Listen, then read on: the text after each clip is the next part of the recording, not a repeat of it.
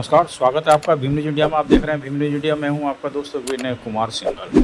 नरेश मीणा पहुंचे डूंगरी गांव, जहां सरकार द्वारा बांध बनाया जाना प्रस्तावित है।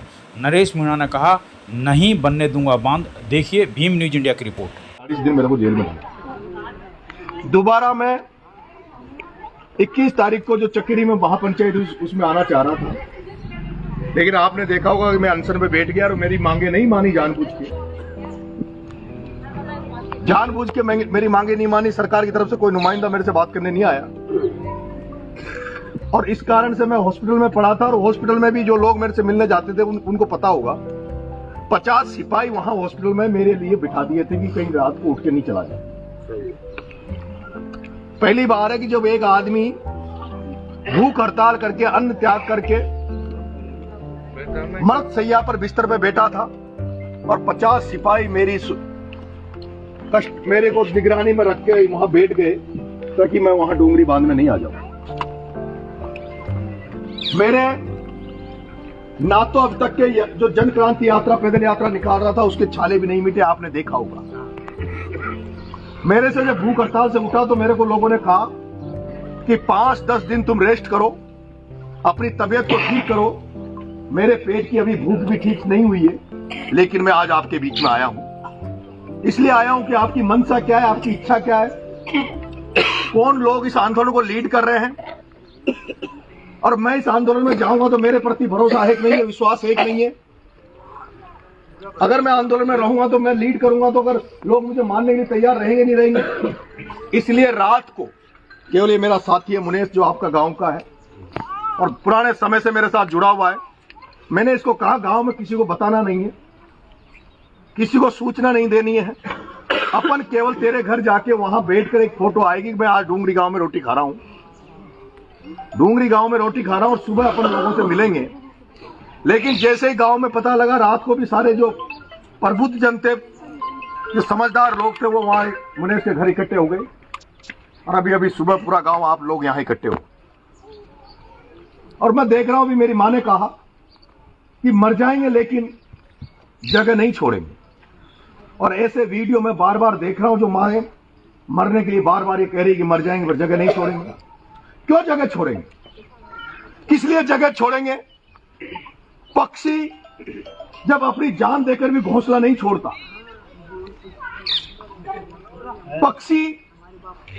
पक्षी जो जान देकर भी घोंसला नहीं छोड़ता, तो हम तो आदमी हैं। हमारी पीढ़ियां दर पीढ़ियां यहां रही है। एक कहावत है, जननी जन्मभूमि स्वर्ग से महान है। जननी और जन्मभूमि स्वर्ग से महान है। स्वर्ग नहीं देखा, लेकिन स्वर्ग की जब कल्पना करते हैं हम, तो स्वर्ग एक ऐसा होता है जहां दुख दर्द का कोई नाम नहीं, जहां कष्टों का कोई काम नहीं। और उस स्वर्ग की जब कल्पना करते हैं तो हम देखते हैं कि या तो स्वर्ग को हम मां के रूप में देखते हैं जिसने हमें पैदा किया है, और या स्वर्ग को हम जननी जन्मभूमि के रूप में देखते हैं, जहां हम पैदा हुए उसको हम स्वर्ग के रूप में देखते हैं। आज इस गांव के लोगों को आपको ये कह दिया जाए कि इस गांव को छोड़ दो, घरों को छोड़ दो, आपको हम दिल्ली में 5 स्टार होटल में रखेंगे, मुझे नहीं लगता 5 दिन भी आप उस होटल में रहोगे। 5 दिन भी नहीं रहकर आप वापस अपने गांव में आ जाओगे, क्योंकि ये हमारी जन्मभूमि है, जहां हम पैदा हुए, जहां से हमारा खून का रिश्ता है। मैं रात को भी कह रहा था कि 1 इंच खेत की मेड़ अगर कोई भाई भी फाड़ देता है, उसको टॉर्चर को परेशान करता है, तो हम सगे भाई को मार देते हैं, उससे गंडासी दे देते हैं। तो जो 1 इंच मेड़ के लिए हम अपनी भाई को मार सकते हैं, तो क्षेत्र गांव में ये हजारों लाखों लोगों की जमीन जायदाद, खेत पड़ी, जानवर, वो कैसे अपने घरों को छोड़ देंगे? और छोड़ भी दो तो मैं आपसे कहना चाहता हूं, जहां जहां विस्थापन हुआ है, आप बिशलपुर में चले जाओ, जहां गांव डूब में आए थे, वो लोग चले गए थे। आज आप उन बिशलपुर वालों की हालत देखोगे, जहां विस्थापन हुआ है, वो नरक की जिंदगी जी रहे हैं, जीते जी नरक की जिंदगी जी रहे हैं। उनके पास कोई व्यवस्था नहीं है, कोई सुविधा नहीं है।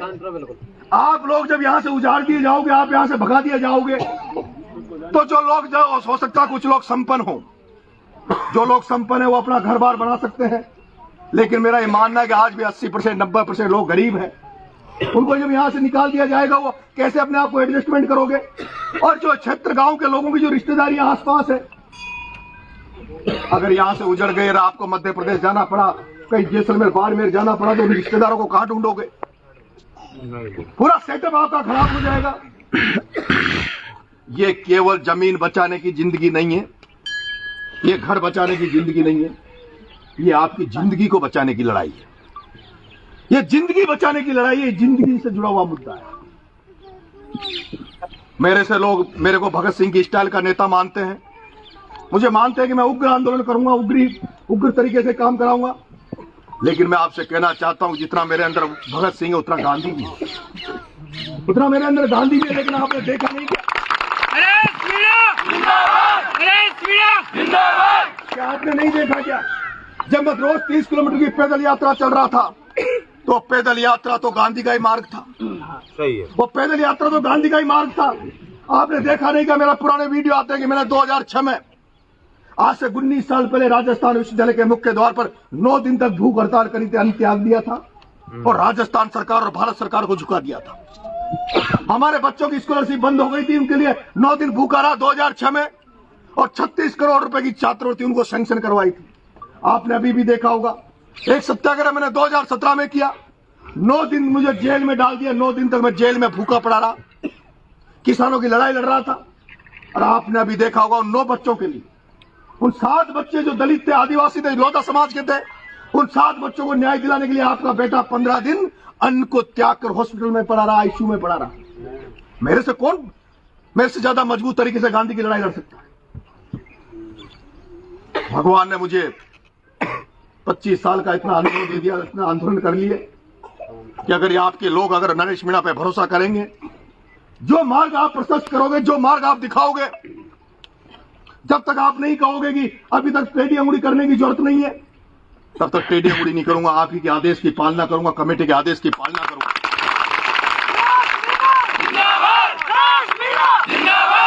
लेकिन कई दिनों से पंचायतें हो रही है, ज्यादा पंचायतें करने से, ज्यादा भाषण देने से आंदोलन सही नहीं होता। क्रांति, इसमें क्रांति लानी पड़ेगी। इसमें माला और छापा का काम नहीं होना चाहिए। माला और छापा तो जिस दिन आपकी जीत हो जाए, जिस दिन डूंगरी बांध रद्द हो जाए, उस दिन नेताओं को पहनाना, उसके पहले माला और भाषणबाजी इस आंदोलन में नहीं होगी। मैं देख रहा था चकेरी की महापंचायत में, अगर उन माता बहनों को, कुछ माता बहनों के भाषण दिलवा देते, जो माता बहनें कह रही कि मर जाएंगे लेकिन जगह नहीं छोड़ेंगे, अगर उन माता बहनों का भाषण करवा देते, तो मेरे को लगता है कि सरकार की आंखें खुल जाएगी कि माता बहनें भी लड़ने के लिए तैयार है, तो फिर आदमी क्या करेगा? मेरी माता बहनों, मैं रात के पास आया तो रात को कहा इनको, मैं तुम्हारे आंदोलन में पूरे तन मन से आपके साथ रहना चाहता हूं।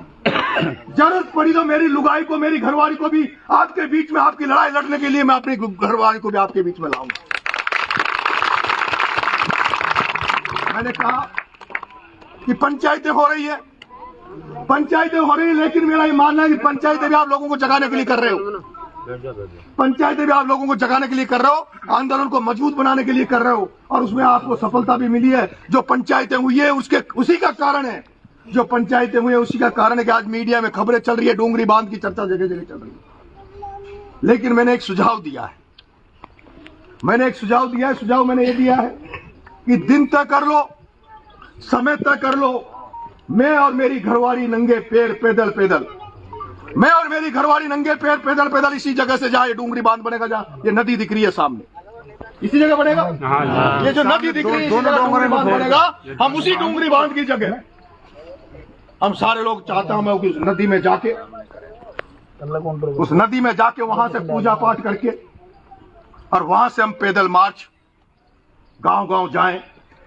मुझे भरोसा, जब डूंगरी से यहां से निकलेंगे, भूरी पहाड़ी जाएंगे, तो पूरा डूंगरी का गांव, माताएं, बहनें, बच्चे साथ रहेंगे। उस तरह से जब आप कोई देवता की यात्रा निकालते हो, कलश आपके माथे पर रखे रहते हैं।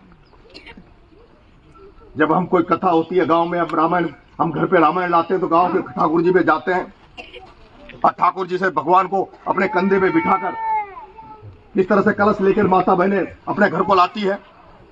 मैं चाहता हूं कि जब यहां से हम रवाना हो, तो डूंगरी भूरी पहाड़ी तक ये डूंगरी वाले पूरा गांव बच्चा नहीं होना चाहिए उस दिन, गांव में बच्चा नहीं बचना चाहिए। वो सारे लोग हमारे साथ वहां तक चलेंगे। फिर वहां से जो भूरी पहाड़ी गांव है, उससे जब हम आगे के गांव में जाएंगे तो आप लोग भूरी पहाड़ी तक जाएंगे, वहां से वापस आ जाएंगे। फिर भूरी पहाड़ी का बच्चा बच्चा हमें अगले गांव तक छोड़ के आएगा। ये मूवमेंट जब 15-20 दिन चलेगा, 15-20 दिन तक पूरे राजस्थान देश में केवल डूंगरी बांध रद्द करो की यात्रा का चर्चा चलेगी। डूंगरी बांध की रद्द करो, इसी के नारे पूरे देश में गूंजेंगे। मुझे लगता है उससे अच्छा कुछ होगा नहीं। जो बताया उसका रूट चार्ट इस तरह से बना लिया जाए कि जो जोड़ली में जो महापंचायत हो या कहीं भी जो महापंचायत हो, वो यात्रा का समापन उस महापंचायत में हो, महापंचायत में समापन हो और उसमें नारा दे दिया जाए करो या मरो का। करो या मरो का नारा दिया जाए। करो या मरो का मतलब केवल ये नहीं है कि लाठी उठा के गंडासी उठा के किसी को मार दो। करो या मरो, करो या मरो। मरने में जो ताकत है वो मारने में नहीं है। लाठी खाने वाला ज्यादा मर्द होता है, लाठी देने वाला मर्द नहीं हो सकता। किसी को मारना बहुत आसान है, लेकिन मार खाने की हिम्मत, मार खाने की हिम्मत, किसी के 50 लोगों के सामने खड़े होने की हिम्मत अकेले की, वो ओरिजिनल मर्दानगी होती है। इस आंदोलन में हम किसी को मारेंगे नहीं, बल्कि मार खाने के मकसद से, मरने के मकसद से इस आंदोलन में कूदना चाहते हैं। मैं आपको कहूंगा, इस आंदोलन में महिलाओं की भागीदारी बहुत जरूरी है। जब भी कोई आंदोलन आगे बढ़े तो उसमें जितने आदमी की संख्या हो उतनी महिलाओं की, बच्चों की संख्या होनी चाहिए। अगला जो आंदोलन हो, अगर यहाँ के 50,000 आदमी, लाख आदमी इन गांवों के अगर भूख हड़ताल पे बैठ जाए, आमरण अनशन पे बैठ जाए, एक दिन भी आप पूरे दिन भर चूल्हा नहीं बढ़ाओ गांव में, क्या एक दिन भूखे नहीं रह सकते? हमारे गांव में कोई डेथ हो जाती है, हमारे गांव में कोई डेथ हो जाती है, कोई मर जाता है, तो उस दिन क्या हम चूल्हा जलाते हैं क्या गांव में? कोई जवान गांव में मौत हो जाती तो हम चूल्हा नहीं जलाते। 3 दिन तक हमारी जो परंपरा है, हमारी जो संस्कृति है, अगर इन घरों को, गांवों को बचाने के लिए, परिवारों को बचाने के लिए एक सामूहिक आमरण अनशन किया जाए, जिसमें लाखों लोग भूख अन्न को तो छोड़कर भूखे बैठे रहे, अन्न को त्याग दिया, हजारों लोग हॉस्पिटल में पहुंचे, घायल होकर हॉस्पिटल में पहुंचे। मैं कहूंगा एक समय ऐसा आएगा जब पूरा राजस्थान, पूरा देश की जनता आपके साथ आंदोलन में खड़ी हो जाएगी। क्या मैं सही कह रहा हूं? सही कह रहा हूं। तो मैं आज आपके बीच में आया हूं, आप तय कर लो। इसी तरह से जब हम लोग गांव-गांव जाएंगे, इसी तरह से जब हम लोग गांव-गांव जाएंगे, कई बड़े नेताओं का समर्थन हमें लेना है। मैं आपसे एक बात और कहूंगा, मैं अभी जेल में था, जब समझौता के काम में मैं 8 महीने जेल में रहा और मेरे को छुड़ाने के लिए आंदोलन हो रहा था। 25 फरवरी को विधानसभा घेराव हो रहा था, लेकिन वो विधानसभा घेराव फेल क्यों हो गया? वो विधानसभा घेराव फेल क्यों हो गया? क्योंकि इसका कोई लीडर नहीं था, नेतृत्वकर्ता नहीं था। गांव में अगर पटेल मुखिया अगर ढंग का नहीं है तो गांव बिगड़ जाता है। गांव में अगर ज्यादा पटेल हो जाए तो भी गांव बिगड़ जाता है। गांव में मुखिया पटेल अच्छा नहीं हो तो भी गांव बिगड़ जाता है, और गांव में ज्यादा पटेलाई होने लग जाए तो भी गांव बिगड़ जाता है। इसलिए नेतृत्वकर्ता का मजबूत होना और नेतृत्वकर्ता का आंदोलन के प्रति, आपके प्रति त्याग और समर्पण का भाव होना, यह आंदोलन के लिए बहुत जरूरी होगा। हमें लगेगा कि इन नेताओं को लाना है। आपके मधुसूदनपुरा में गांव में प्रहलाद जी गुंजल साहब आए थे, मकसूदपुरा में प्रहलाद जी गुंजल साहब आए थे। मेरी इच्छा है इसमें मैं प्रहलाद जी गुंजल साहब को बुलाऊं, मैं राजेंद्र जी गुडा साहब को बुलाऊं, मैं इमरान प्रतापगढ़ी को आमंत्रित करने जाऊं। इमरान प्रतापगढ़ी को हम बुलाएं, वो तमाम लोग, हनुमान बेनीवाल को हम बुलाएं, जो लोग हमारे आप लोगों की मदद करने यहाँ आए। लेकिन एक बात और याद रखना, जब इस तरह का आंदोलन होता है तो आंदोलन से केवल उस बीमारी का इलाज नहीं होता जो बीमारी के लिए आंदोलन किया जाए, जैसे डूंगरी बांध को रद्द कराने के लिए। आंदोलन से नई राजनीति भी पैदा होती है। आंदोलन से नई राजनीति भी पैदा होती है। जैसे अन्ना के आंदोलन से मुख्यमंत्री केजरीवाल निकल गया था, जेपी के आंदोलन से जब भी आंदोलन हुए, गुर्जरों का आंदोलन कर्नल भेसला साहब के उसमें नेतृत्व में हुआ, उस गुर्जर आंदोलन से बहुत सारे नए नेता पैदा हो गए थे। इस आंदोलन में भी तो चलेगा आंदोलन, तो हो सकता है डूंगरी में से कोई नया नेता पैदा हो जाए, भूरी पहाड़ी में से कोई नया नेता पैदा हो जाए। वो नेता पैदा होंगे जो अच्छा बोलना जानते होंगे, अच्छा लड़ना जानते होंगे। और राजस्थान की राजनीति में एक और नाटक चल रहा है कि कोई अच्छा नेता पैदा नहीं होना चाहिए। बाप एमएलए तो बेटा एमएलए बने, दादा एमएलए तो बेटा एमएलए बने। और वो लोग जो इस तरह के बैठे हैं कि हमारे घर में नेतागिरी रहे, हमारे परिवार में नेतागिरी रहे, कोई नया नेता नहीं पैदा हो जाए, वो लोग इस आंदोलन को तोड़ने का प्रयास कर रहे हैं। वो लोग आंदोलन को तोड़ने का प्रयास कर रहे हैं जो बीजेपी सरकार में बैठे हैं, जो भजन लाल की चमचागिरी करते हैं, उसकी आरती उतारते हैं। वो भजन लाल की आरती उतारने वाले लोग, वो लोग आपके बीच में आके मन मुटाव करेंगे, आपके बीच में इस आंदोलन को तोड़ने के लिए फूट डालने का काम करेंगे। वो कहेंगे 5 गांव डूब में आ रहे हैं, वो कहेंगे 4 गांव डूब में आ रहे हैं, तुम्हारा क्या फर्क है, बाकी लोग इनके साथ क्यों लग रहे हो? अरे वो 5 गांव नहीं, 5 गांव नहीं, अगर अकेला डूंगरी भी डूबेगा तो डूंगरी के लिए भी तो लड़ना चाहिए। वो डूंगरी में भी तो हमारे रिश्तेदार आज मुद्दा ये नहीं है कि क्षेत्र गांव है, 300 गांव है, 500 गांव है। मुद्दा है कि एक भी घर क्यों उठे, एक भी घर क्यों उजड़े। इसलिए उनसे बच के रहना, उनसे बच के रहना। आने वाले चुनाव में, पंचायत राज चुनाव वाला, उसमें कह दो। और आने वाले चुनाव में नहीं, जब तक हम जिंदा हैं, जब तक हम जिंदा है राजनीति में, वोट देने का नंबर आया तो उसी को वोट देंगे जो डूंगरी बांध में ईमानदारी से साथ देगा, नहीं तो आप देख रहे थे भीम न्यूज इंडिया। यदि आपको हमारे द्वारा दिखाई गई जानकारी पसंद है तो प्लीज़ हमारे चैनल को यूट्यूब पर सब्सक्राइब कीजिए, लाइक कीजिए, शेयर कीजिए, कमेंट्स कीजिए। भीम न्यूज इंडिया के फेसबुक पेज, ट्विटर यानी एक्स और टेलीग्राम पर भी फॉलो कर सकते हैं। न्यूज़ अपडेट के लिए बने रहिए हमारे साथ। आने वाले नोटिफिकेशन के लिए बेल आइकन का बटन दबाना ना भूलें। आपका बहुत बहुत धन्यवाद।